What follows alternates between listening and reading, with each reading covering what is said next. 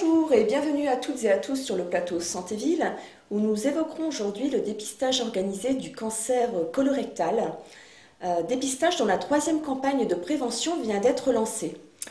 Dépistage organisé donc par l'ADCN, Association des dépistages du cancer dans le Nord. Pour évoquer ce sujet, j'ai invité aujourd'hui un médecin généraliste, Dr Demory. Bonjour docteur. Bonjour. Bonjour. Docteur, qu'est-ce que le cancer du côlon? Alors, avant de parler du cancer du côlon, il faut définir ce qu'est un cancer. Le cancer est un ensemble de maladies malignes qui ont en commun un développement anarchique des cellules et leur multiplication anarchique. Donc, le cancer du côlon, c'est le cancer qui touche à la fois le côlon et le rectum et qui est une des causes fréquentes de décès dans les pays occidentaux.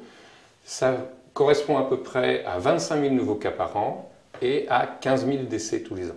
Il faut savoir que depuis 20 ans, malgré l'amélioration des techniques diagnostiques et à la fois thérapeutiques, le pronostic dans les pays où il n'y a pas de dépistage n'a pas été amélioré.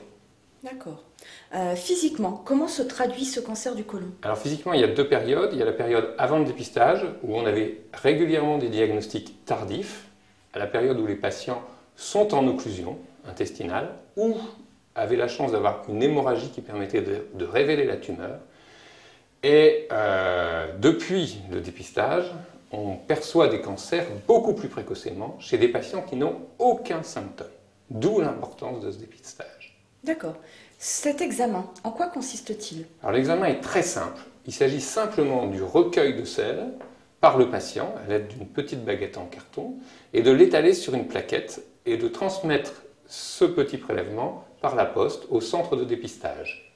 À qui s'adresse-t-il précisément? Alors, ce dépistage organisé s'adresse à tous les patients de plus de 50 ans et jusqu'à 74 ans, sauf contre-indication. Et les contre-indications sont liées à des antécédents de maladie du côlon, que ce soit un cancer pour le patient ou dans ses proches, ou alors une maladie inflammatoire des intestins, ou alors à avoir réalisé au préalable un examen dans les 5 années précédentes. Alors, comment et qui reçoit les résultats? Alors les résultats vont être reçus à la fois par le patient, à la fois par le médecin, et le premier alerté prévient l'autre. D'accord. Quelles peuvent être les suites de ces résultats? Deux possibilités, soit l'examen est strictement normal, et le dépistage sera à refaire dans les mêmes conditions dans les 2 années à venir. Soit le dépistage révèle la présence de sang dans les selles, et dans ce cas-là, nous inviterons notre patient à faire l'examen complémentaire qui est la coloscopie. D'accord.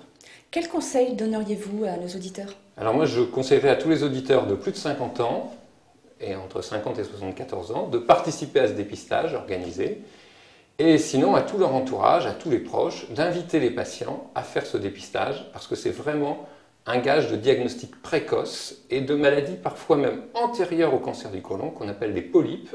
Et en l'absence de polypes, il n'y a pas de développement de cancer du côlon, donc le traitement du polype est un traitement préventif du cancer du côlon. Merci docteur pour toutes ces explications. Merci Virginie. Cet examen, vous l'avez bien compris, est extrêmement simple à mettre en place. Si un doute persiste, n'hésitez pas à en parler à votre médecin traitant. La ville d'Armentières vous invite à participer à une conférence le mercredi 12 janvier 2011 à la Maison du Temps Libre sur ce sujet. Alors n'hésitez pas, c'est gratuit, venez nous rejoindre. À bientôt.